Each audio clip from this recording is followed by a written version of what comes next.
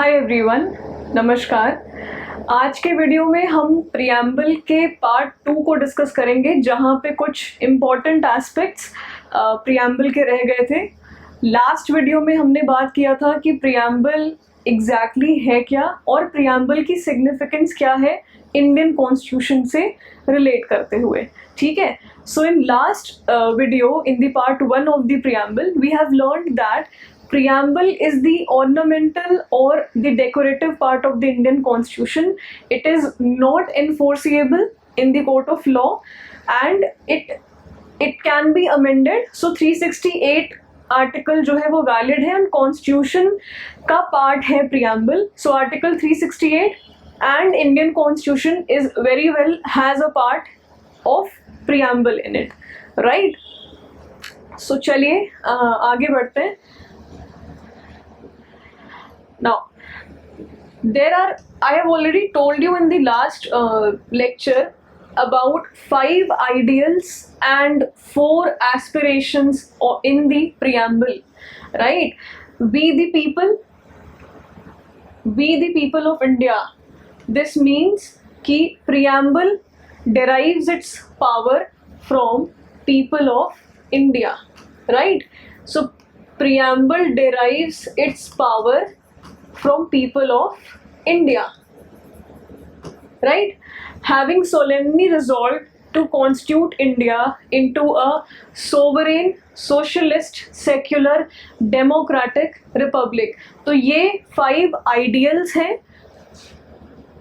to secure all its citizen justice, which is social, economic and political, liberty of thought, expression, belief, faith and worship, then equality of status and of opportunity, then fraternity assuring dignity of individual and unity and integrity of the nation. So justice, liberty, equality and fraternity are the 4 aspirations of the preamble, right? And 5 ideals are sovereign, socialist, secular, democratic and republic. So in this video we are going to actually elaborate and go into the deep down to understand all these ideals and aspirations. ठीक है, तो चलिए इसको थोड़ा समझने की कोशिश करते हैं. So I have already read the preamble. This is the preamble which I have again listed down. So we the people of India, जहाँ से आपके preamble को power मिल रही है, who are the sole authority who has, so authority has been driven, authority मिली है people of India से. ठीक है, sovereign, socialist, secular, democratic, republic. Mind you, all these terms are not added since the preamble was made since 26 November 1949, but there was once an amendment done. I have already told you in the last video, एक amendment हुआ था जिसके through कुछ terms add हुए थे. We'll again see. ठीक है, justice, liberty, equality, fraternity, ये आपके 4 aspirations हैं. ठीक है, so assuring dignity of individual and unity and integrity of the nation in our constituent assembly this 26th day. तो ये क्लॉज भी आ रहा है कि हमारा कॉन्स्टिट्यूशन और प्रियम्बल कब से अडॉप्ट हो रहा है, enact and adopt and give to ourselves this constitution, right? So we have already seen in last video that the preamble also has the clause on which it was enacted and adopted, right? तो काफ़ी बेहतरीन तरीके से mention किया गया है कि कब enact हुआ, कब adopt हुआ, किस दिन से adopt हो गया, किस दिन से enact हो गया. चलिए, key terms in preamble and their meaning, right? So I have already told you that there are 5 ideals and 4 aspirations in the preamble. 5 ideals हैं और 4 aspirations हैं जिनको कि हम अच्छे तरीके से, डीप तरीके से, गहराई में जाके डिस्कस करेंगे, ठीक है। चलिए, तो पहले 5 आइडियल्स ऑफ द प्रियम्बल है, उसको डिस्कस करते हैं, right. Sovereign, what does it mean? Sovereign का मतलब क्या है, राइट। तो सोवरेन का मतलब ये है, सोवरेनिटी का मतलब है कि there is no one above your nation. आपका कोई डोमिनियन नहीं है, आप किसी पे डिपेंडेंट नहीं हो, you are independent and you do not acknowledge any other power supreme with respect to governance, with respect to decision making, whether within the boundaries or internationally, ठीक है। सोवरेन का ये मतलब है कि आप किसी को सुप्रीम नहीं मान रहे हो, किसी और कंट्री या नेशन को आप अपने से सुप्रीम या आप उन पे डिपेंडेंट नहीं हो। आपकी गवर्नेंस, आपकी डिसीजन मेकिंग, चाहे वो well with in the boundary की बात हो या इंटरनेशनल की बात हो, nobody is supreme apart from your nation itself and your state itself, ठीक है। तो सोवरेन का जो एक बेसिक मतलब है वो ये है। तो it implies India is neither a dependency nor a dominion of any other nation but an independent state, ठीक है। इंडिया एक इंडिपेंडेंट स्टेट है जो किसी पे डिपेंडेंट नहीं है, किसी का डोमिनियन नहीं है। Membership of the Commonwealth for India or UN membership does not diminish its sovereignty. तो 1949 की बात है, कॉन्स्टिट्यूएंट असेंबली के कुछ मेंबर्स थोड़े भयावह स्थिति में थे कि अगर हम कॉमनवेल्थ गेम का पार्ट बनते हैं या हम यूएन का पार्ट बनते हैं, यूएन की मेंबरशिप लेते हैं, तो क्या हमसे हमारी सोवरेनिटी छिन जाएगी। But Nehru ji that time ही क्लियर्ड कि नो, हम हमारी फ्री विल से हमने सोवरेनिटी ली है and we are by our free will we are being a member of Commonwealth और यूएन, हम फ्री विल से इस मेंबरशिप को टर्मिनेट भी कर सकते हैं। We are not being dependent on anybody, nobody is going to be supreme above us. हमारे कंट्री और हमारे डिसीजन मेकिंग के केस में we will be supreme even if we are going to be the member of the UN और Commonwealth, right. So being a sovereign state, India can either acquire a foreign territory or cede a part of its territory in favor of a foreign state. Sovereignty का मतलब ये भी है कि India किसी foreign territory को acquire भी कर सकता है, अपने हिस्से में ले सकता है, या अपनी टेरिटरी का कुछ पोर्शन किसी फॉरेन स्टेट को लेके को दे सकता है, ठीक है। वो उनको सीड कर सकता है, seed a part of its territory in favour of a foreign state, ठीक है।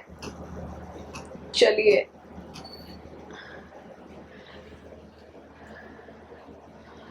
इन जनरल अब हम सोशलिस्ट के बारे में बात करेंगे। अगला जो हमारा आइडियल है, हम सोशलिस्ट को लेके बात करते हैं। सोशलिस्ट का मतलब है एक ऐसा सिस्टम जहां पे हमें हर मेंबर को इक्वल राइट्स देनी है, हर मेंबर के पास इक्वल अपॉर्चुनिटी हो कि मान लीजिए कोई रिसोर्स है, every member must have equal opportunity, equal chance to have an access to that resource. Nobody must be left out at all, ठीक है। सोशलिस्ट का बेसिक मतलब ये है, every member of the society must get a chance, उनको equal access मिलना चाहिए resources का, किसी को आप छोड़ ना दो, कोई लेफ्ट आउट ना रह जाए based on caste, religion, status और एनीथिंग, ठीक है। तो इन जनरल सोशलिस्ट का मतलब है एक ऐसा सिस्टम जहां पे every member of society is having access to resources of society and nobody is completely left out, right? अब the term socialist सोशलिस्ट शुरू से नहीं था, सोशलिस्ट ऐड हुआ है 42nd अमेंडमेंट एक्ट 1976 से, ठीक है, थ्रू एन अमेंडमेंट। हमने कल के ही लेक्चर में देखा है कि कल के लेक्चर में हमने पढ़ा था कि सोशलिस्ट जो है वो ऐड हुआ है अमेंडमेंट से, 42nd अमेंडमेंट एक्ट 1976 से, ठीक है। तो देखिए, सोशलिज्म और सोशलिस्ट की काफ़ी सारी डेफिनेशंस हैं, बट जनरली जो कहा जाता है वो ये कहा जाता है कि every member of the society, चाहे वो गवर्नमेंट हो चाहे वो सिटीजन हो, किसी को किसी और अपने खुद के प्रॉफिट के लिए, अपनी खुद की ग्रीड के लिए आप किसी को लेफ्ट आउट फील नहीं करा सकते, उनसे रिसोर्सेज आप छीन नहीं सकते, ठीक है। तो now there are two ways, दो तरीके से आप सोशलिज्म को प्रैक्टिस कर सकते हैं। पहला है कि आप डायरेक्टली कर सकते हैं, ठीक है, डायरेक्ट। अब डायरेक्ट कैसे हो सकता है? डायरेक्ट उस केस में हो सकता है जब the government takes all the resources in its hand, government के पास ही उन रिसोर्सेज का कंट्रोल हो and government equally distributes those resources to the citizens, ठीक है। ये एक तरीका है, इसको मार्क्सिस्ट सोशलिज्म कहते हैं, इसको मार्क्सिस्ट सोशलिज्म कहते हैं, जब गवर्नमेंट अपने हाथ में सारे रिसोर्सेज ले ले और सारा कंट्रोल ले ले एंड गवर्नमेंट जो है वही डिस्ट्रीब्यूट करे equally every member of the society को, ठीक है, and ensuring nobody is completely left out. This is one way of doing. जो मार्क्सिस्ट सोशलिज्म का कॉन्सेप्ट है, ये पहला तरीका है। दूसरा तरीका ये है, एक डेमोक्रेटिक सोशलिज्म होता है जिसमें कि आप, ये थोड़ा सा मिक्स्ड इकोनॉमी का केस है जो इंडिया का केस आता है, ठीक है। इंडिया के केस में क्या होता है, डेमोक्रेटिक सोशलिज्म प्रैक्टिस किया जाता है जिसमें गवर्नमेंट के हाथ में कंप्लीटली सारे रिसोर्सेज नहीं है, बट गवर्नमेंट स्कीम्स के थ्रू, कई प्रोग्राम्स के थ्रू ऐसे केसेस जो है मतलब ऐसे जो केसेस हो रहे हैं कि कोई लेफ्ट आउट ना हो, उनके लिए वो रिसोर्सेज का डिस्ट्रीब्यूशन कर सके। फॉर एग्जाम्पल, इस केस का एग्जाम्पल है लैंड सीलिंग, ठीक है।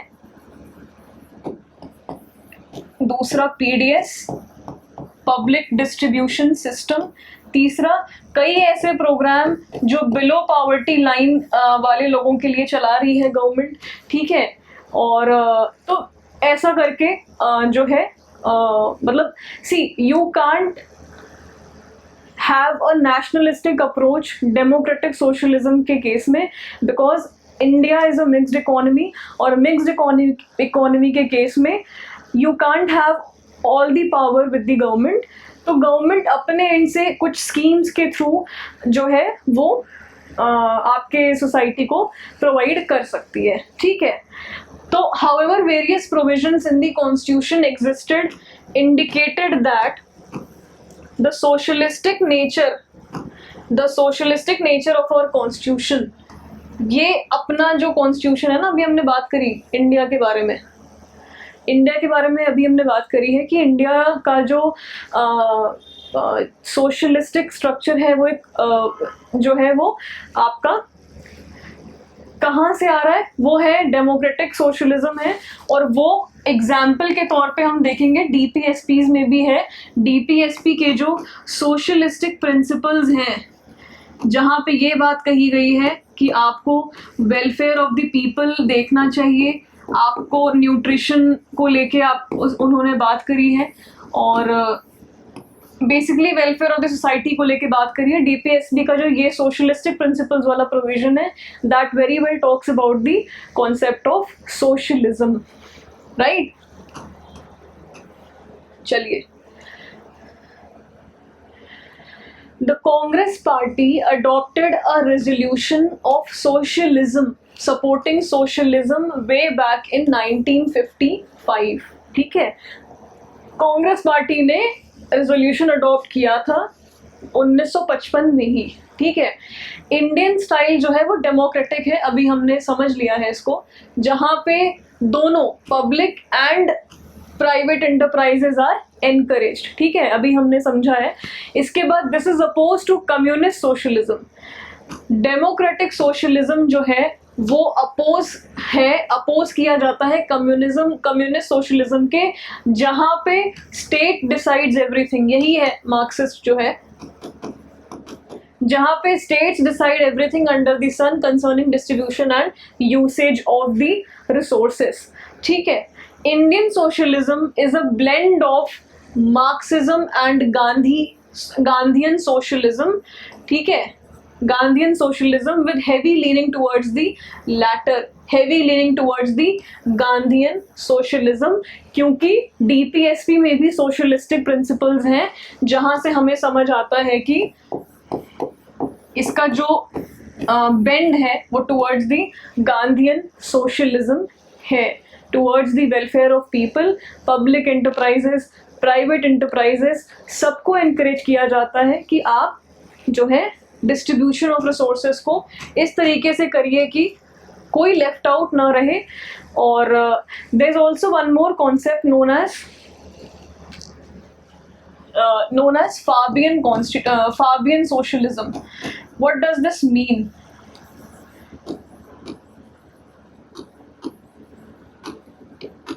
फाबियन सोशलिज्म का मतलब है कि कोई एक ऐसा व्यक्ति जो खुद को रिच बनाने के चक्कर में किसी दूसरे इंसान को वंचित रखे रिसोर्सेज से और खुद रिच बनता जाए, उनको बेसिक रिसोर्सेज भी ना मिले, इस कॉन्सेप्ट को कहते हैं फाबियन सोशलिज्म, राइट। तो ऐसा भी नहीं होना चाहिए कि आप खुद के प्रॉफिट्स देखें और किसी को जो है मतलब रिसोर्सेज अवेलेबल होने ही ना दें या उनको बिल्कुल लेफ्ट आउट कर दें। चलिए अब बात करते हैं सेक्युलर के बारे में।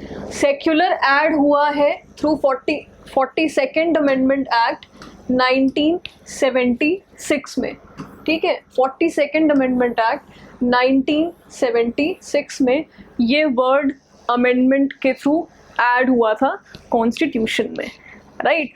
तो अब दो तरीके हैं जिस तरीके से सेक्युलरिज्म को प्रैक्टिस किया जाता है इंडिया में और वेस्ट में। तो इंडिया का केस अलग बनता है, इंडिया वर्सेस वेस्ट, ठीक है। दो तरीके से सेक्युलरिज्म प्रैक्टिस की जाती है, अभी आगे थोड़ा सा समझेंगे। सेक्युलर का मतलब ये होता है कोई ऐसा nation, if that nation is practicing secularism, that means that nation is not having any official religion, right.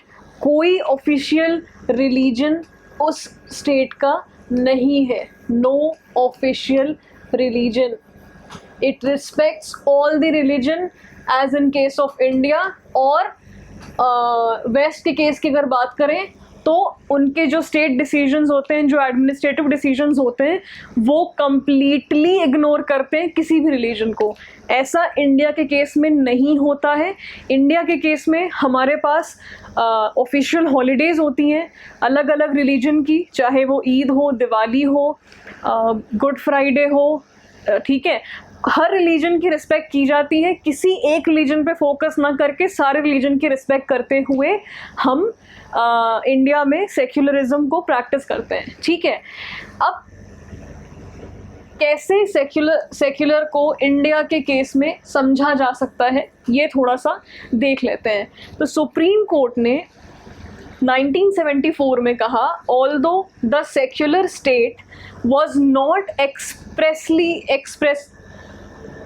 expressly mentioned in the constitution, there can be no doubt that constitution makers wanted to establish a secular state, ठीक है।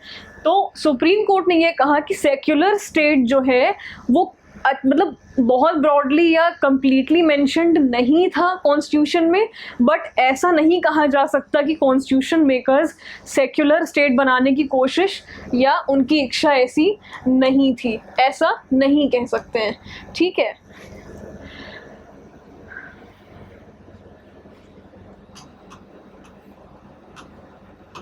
चलिए, this is evident when one considered secular fundamental provisions of our constitution. Example, right against discrimination based on religion. ठीक है, discrimination based on religion, इसका मतलब है कि secular को भी एक फंडामेंटल प्रोविजन की तरह देखा गया है. हाँ, हम कोई एक रिलीजन के बेसिस पे अपने एडमिनिस्ट्रेशन को हैंडल नहीं कर रहे हैं. चलिए इसको ऐसे समझ लेते हैं, जैसे इंडिया है एंड वेस्ट है, वेस्टर्न कंट्रीज. ठीक है, इंडिया के केस में सेक्युलरिज्म का जो कॉन्सेप्ट है वो इररिलीजियस है. ठीक है, इररिलीजियस का मतलब कि हम किसी एक रिलीजन पे फोकस नहीं कर रहे हैं और हम not focusing on one religion, rather taking care of all. Right. West के केस में क्या है, वेस्ट के केस में ये नॉन रिलीजियस हैं, ये लोग नॉन रिलीजियस हैं. They do not at all consider any religion. ठीक है, they don't consider any religion. Now how can we say कि we are not focusing on one religion and we respect every religion? पहली बात, official public holidays. ठीक है, ये एक example हो गया. दूसरा, हज यात्रा में भी गवर्नमेंट की जो वो होती है, आपकी हॉलीडेज होते हैं, आपके अरेंजमेंट्स होते हैं, सब्सिडीज होती हैं. राइट. फिर तीर्थ यात्रा. ठीक है, बाकी जो है, मतलब हर रिलीजन को हम जो है रिस्पेक्ट दे रहे हैं. हर रिलीजन को कंसिडर करते हुए we are keeping in mind कि हमारे एडमिनिस्ट्रेटिव डिसीजंस जो हैं वो की अफेक्ट ना हो, and we are considering every religion equal. इसलिए इंडिया का केस हो जाता है इररिलीजियस और वेस्ट का केस होता है नॉन रिलीजियस. ठीक है. Indian constitution embodies the positive concept of secularism. Positive concept of secularism, that is all religion in the country irrespective of their strength have the same status and support from the state. irrespective of their strength, minority हो majority हो, उनकी strength जो भी हो, Indian state उनको equally treat करता है, equally consider करता है. ठीक है, चलिए आई होप ये अंडरस्टूड होगा. Now let's come and discuss about democratic. Right. तो डेमोक्रेटिक को इंडियन पॉलिटी के केस में कैसे समझा जा सकता है, ये इस पे थोड़ी सी बात कर लेते हैं.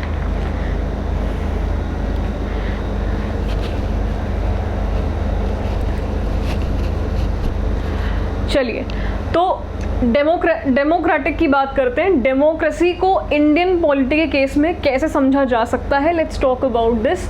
How can democratic polity be explained in the context of India.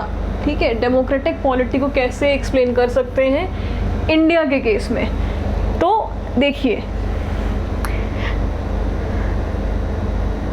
When the voice of people, when the voice and wish of people is heard, जब उसको सुना जाता है, उसको अनसुना नहीं किया जाता गवर्नमेंट के द्वारा, ठीक है, सरकार के द्वारा, उस केस को हम डेमोक्रेटिक पॉलिटी कहते हैं. ठीक है. अब डेमोक्रेसी जो है वो दो तरीके से प्रैक्टिस की जाती है. पहला होता है डायरेक्ट डेमोक्रेसी. ठीक है, डायरेक्ट क्या होती है, डायरेक्ट होती है आपके ब्रेक्सिट, इंग्लैंड, आयरलैंड, इनके केसेस में, जहाँ पे majority of the people are coming face to face and they are deciding, they are making the decisions, they are deciding everything. ठीक है, इंडिया के केस में हमने देखा है हमारी इनडायरेक्ट डेमोक्रेसी है जहाँ पे we are choosing our representatives, तो एक मास रिप्रेजेंटेटर होता है, कई सारे मास का एक रिप्रेजेंटेटर होता है, MP MLA होता है जो कि हमारी आवाज़ को सरकार तक पहुंचा रहा है, right. Now there is a big concern about the weak democracy. अब वीक डेमोक्रेसी का केस कैसे आता है ये समझते हैं। तो वीक डेमोक्रेसी का केस इस तरीके से आ रहा है, सपोज हमारे केस में, इंडिया के केस में we are having indirect democracy, right. Indirect democracy का मतलब है जहाँ पे elected representative take decision concerning the country. तो जो रिप्रेजेंटेटिव हमने चुना है हमारे बिहाफ में वो डिसीजन ले रहे हैं कंट्री के लिए, ठीक है। Now that representative must not be chosen on the basis of caste, religion, gender, anything, ठीक है। उनको ऐसे चूज करना है कि क्या is he eligible to make such decisions जो हमारे लिए फ्रूटफुल होंगे। Now the weak democracy concept comes when the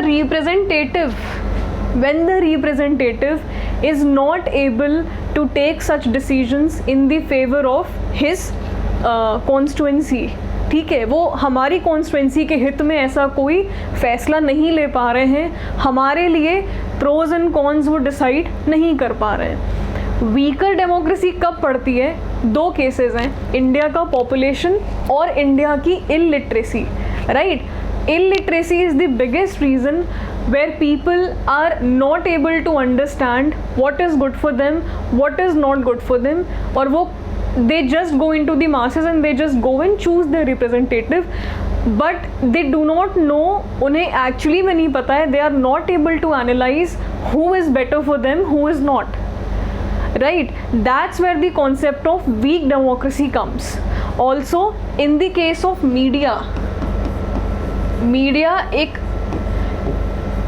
strongest pillar है डेमोक्रेसी का when it comes to connecting people on the ground and to the government. Media is the strongest pillar, media must be a strongest pillar, right. So that must also take the cases, उसे भी लोगों की बात वहाँ तक पहुँचानी चाहिए fair तरीके से, फ्री तरीके से, ठीक है।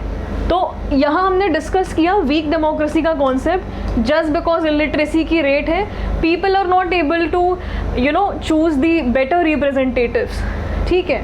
चलिए, opposite of this happens to be direct democracy where citizen take decision using tools such as referendum, plebiscite, initiate, recall, ठीक है। तो ये डायरेक्ट डेमोक्रेसी का केस है जहाँ पे लोग डायरेक्ट वो कोई रिप्रेजेंटेटिव चूज नहीं कर रहे हैं, they themselves are going and they are taking decisions by using tools such as referendum. अब रेफरेंडम क्या है? रेफरेंडम एक प्रोसीजर है जहाँ पे प्रपोज्ड लेजिस्लेशन को रेफर किया जाता है इलेक्टोरेट में for settlement bye there direct votes. It's a procedure by which proposed legislation is referred to the electorate for the settlement by their direct votes. इनको direct votes के through electorate में भेजा जाता है। Plebiscite, it's a method of obtaining the opinion of people on any issue of public importance. तो plebiscite में public opinion ली जाती है किसी भी issue पे और उनकी जो है ओपिनियन ली जाती है, generally use to solve territorial disputes, right. Initiate अगला टूल है, it is a method by means of which people can propose a bill to legislature for enactment. people themselves are choosing, people themselves are proposing a bill legislature को कि उसको आप enact करिए। people are proposing themselves। चलिए, recall एक method है जहाँ पे voters can remove a representative or an officer before expiry of his term when he fails to discharge his duties properly. कितने सिस्टमैटिक लग रहे हैं ये टूल्स कि हम खुद डिसीजन मेकिंग में हिस्सा ले रहे हैं, हम खुद उन रिप्रेजेंटेटिव को या उन ऑफिसर को डिस्चार्ज कर सकते, मतलब उनको जो है रिमूव कर सकते हैं वोट करके if he is failing to discharge his duties properly, right. अब अपनी इंडियन डेमोक्रेसी के ऊपर एक बात समझते हैं कि our democracy is based on representative parliamentary democracy under which executive is responsible to the legislature. Executive जो है वो लेजिस्लेचर को रिस्पॉन्सिबल है, उनको जो है वो डिस्चार्ज करेगा उनके सामने, ठीक है। Term democratic is used in the preamble in the broader sense embracing not only political but also social and economic democracy। तो democratic अगर हमने वर्ड अपने कॉन्स्टिट्यूशन में यूज़ किया है, that does not only mean political, that also means economic and social democracy also, right। चलिए, I hope इतना समझ में आ रहा होगा। Next, republic. This is the last ideal which we are going to discuss. So republic क्या है? Republic कहा जाता है India is a democratic republic. It means its offices are open to every citizen of India, unlike UK where highest office in the country is reserved for monarchy। वहाँ पे waste में, UK में hereditary का system चलता है। यहाँ पे ऐसा केस नहीं है। यहाँ पे government offices, public offices, every office is accessible to everybody, to the general public, ठीक है। रिपब्लिक ऑल्सो मीन्स हम अपनी पॉलिटिकल सोवरेनिटी को पीपल, मतलब लोगों को दे रहे हैं, and not a single individual is a monarch, he is not a king, ठीक है।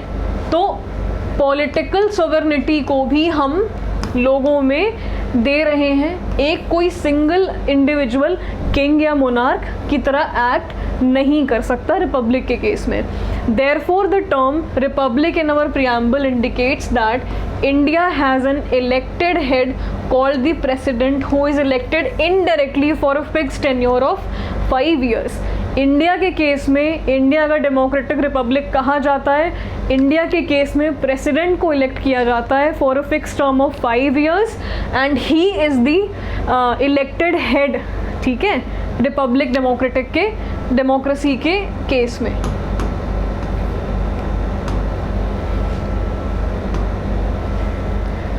चलिए अब डिस्कस करते हैं 4 aspirations of in the Indian preamble: justice, liberty, equality and fraternity, right। let's talk about justice। तो justice जो है उसको बोरो किया गया है USSR की कॉन्स्टिट्यूशन से। it was borrowed from the constitution of erstwhile USSR। ideal of justice in this case embraces 3 distinct forms। we have already seen preamble में exactly लिखा हुआ है कि political, economic and social justice जो है वो हम देते हैं, राइट। Social justice denotes the equal treatment of all citizens without any social discrimination. Social discrimination on the basis of caste, gender, ठीक है। Example under article 15, 16, 17, 18। These are the fundamental rights under Article 15, 16, 17, 18 which ensure no individual is socially discriminated on the basis of caste, class, gender, anything, ठीक है। Economic justice denotes non-discrimination between people on the basis of economic factors, for example Equal Wages Act, ठीक है, equal wages act, factories act. Factories act is also an example, right. तो nobody is discriminated on the basis of economic factors. Another is political justice, means all citizens should have equal political rights, equal access to all political offices and equal say in the government. Every citizen, किसी को religion के caste, gender किसी भी sense में कोई discriminate ना हो, उनको हर तरीके के पॉलिटिकल राइट्स का एक्सेशन मिले. ठीक है. Another second aspiration is liberty. It means absence of restraint on the activities of individual and at the same time providing opportunities for development of individuals. ठीक है. तो किसी भी तरीके का रिस्ट्रेन जो है वो उनकी एक्टिविटी पे ना हो इंडिविजुअल की. They must be free. The preamble assure to all citizens liberty of thought, expression, belief, faith and worship through various provisions. ठीक है. आइडिया ऑफ लिबर्टी कहाँ से आया? फ्रेंच रिवोल्यूशन से लिया गया था. Liberty as elaborated in the preamble is very essential for successful functioning of the Indian democratic system. However, here is a catch.